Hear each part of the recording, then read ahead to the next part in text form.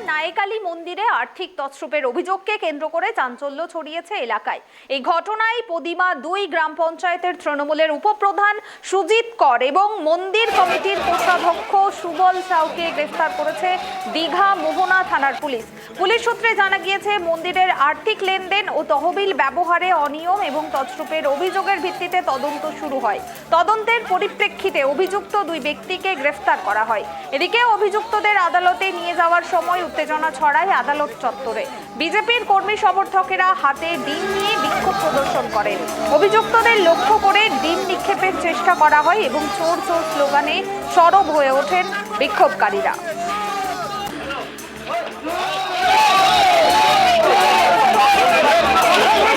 মন্দিরে আর্থিক তছরূপের অভিযোগ, মন্দিরে আর্থিক লেনদেন ও তহবিলে অনিয়মের অভিযোগ উঠেছে।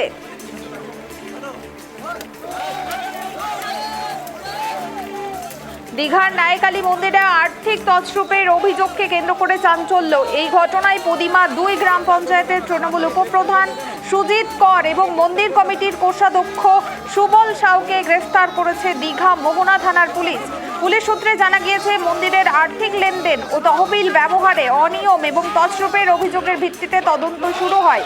তদন্তের পরিপ্রেক্ষিতে অভিযুক্ত 2 ব্যক্তিকে গ্রেফতার করা হয়। এদিকে অভিযুক্তদের আদালতে নিয়ে যাওয়ার সময় উত্তেজনা ছড়ায় আদালত চত্বরে।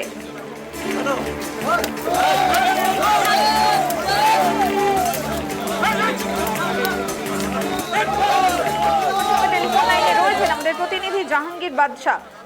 জাহাঙ্গীর, দীঘার নায়েকালী মন্দিরে একাধিক দুর্নীতির অভিযোগ উঠছে, ঘটনা ঠিক কি ঘটেছে, অভিযোগ কি রয়েছে?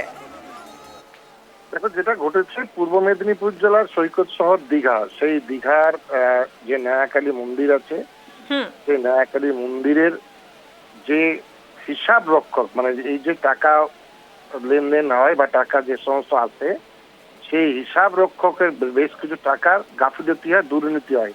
তারই যে দেখা যায় যে ওই তৃণমূলের উপপ্রধান যিনি হচ্ছেন তার মূল এবং ক্যাশিয়ার, তাদের মধ্যেই মূল অভিযোগ। বলেছে পদিমা 2 নম্বর গ্রাম পঞ্চায়েতের উপপ্রধান সুজিত কর এবং মন্দির কমিটির কোষাধ্যক্ষ সুবল সাউ, এই দুজনকেই দীঘা মোহনা থানার পুলিশ গ্রেপ্তার করে তাদেরকে যখন থানা থেকে বের করে কাঁথি মহকুমা আদালতের দিকে নিয়ে যায়, সেই সময় এলাকার মানুষজন তাদেরকে ডিম ছুঁড়ে মারে এবং চোর চোর স্লোগান দেয়। এবং এলাকার মানুষের দাবি যে কেন শুধু নিয়ে যাবে, তাদেরকে কোমরে দড়ি বেঁধে নিয়ে যেতে হবে। এই নিয়ে কিছুক্ষণের জন্য উত্তেজনা তৈরি হয়। তারপর তাদেরকে যখন পুলিশের জিপে করে কাঁথি মহকুমা আদালতের দিকে নিয়ে যায়, তখন কিন্তু পরিস্থিতি কিছুটা আয়ত্তে আসে। মূলত অভিযোগ, দীর্ঘদিন ধরে একটি ধর্মীয় প্রতিষ্ঠান নায়াকালী মন্দির, সেই নায়াকালী মন্দিরের টাকা নয়ছয়, টাকা দুর্নীতি যখন তৃণমূল ক্ষমতায় ছিল এবং যারা দীর্ঘদিন ধরে এই মন্দিরের সঙ্গে যুক্ত, তারা হিসাব চাইলে হিসাব দিত না এবং বিভিন্ন সময় হিসাব চাইতে তাদেরকে উল্টে রংবাজি, উল্টে গরম দেওয়া, উল্টে হুমকি দেওয়া, এই সমস্ত চলতো।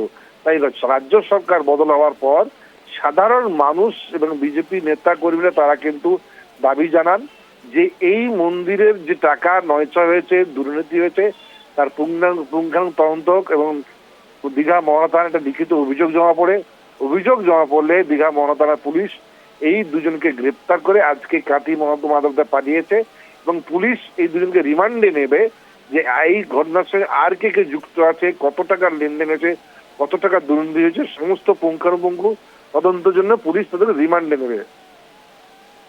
বেশ, ধন্যবাদ জাহাঙ্গীর।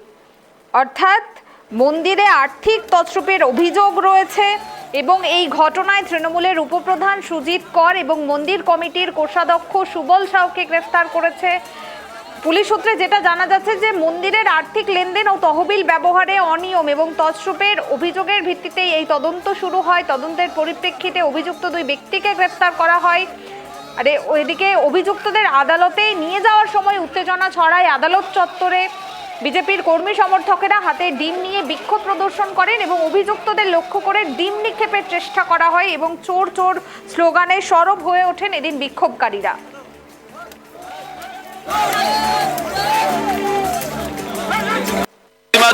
উপপ্রধান সুজিত কর আর ওই নাইকালী কমিটির উনি সম্পাদকও ছিলেন, ওখানে মন্দির নির্মাণের জন্য যে পরিমাণ টাকা এসেছিল এখন দেখা যাচ্ছে কয়েকশো কোটি টাকার সেখানে দুর্নীতি।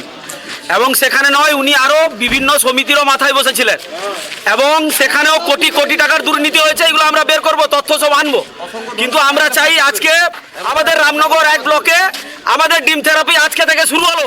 আজকে ভাইস ক্যাপ্টেন আউট হয়েছে, এর পরের দিন ক্যাপ্টেন। আপনারা সবাই প্রস্তুত ডিম থেরাপির জন্য এবং আগামী দিনে আমরা সাবধান করে দিতে চাই প্রতিমা 2-র যারা কার্যকর্তারা ছিলেন তৃণমূলের, সাবধান হয়ে যান।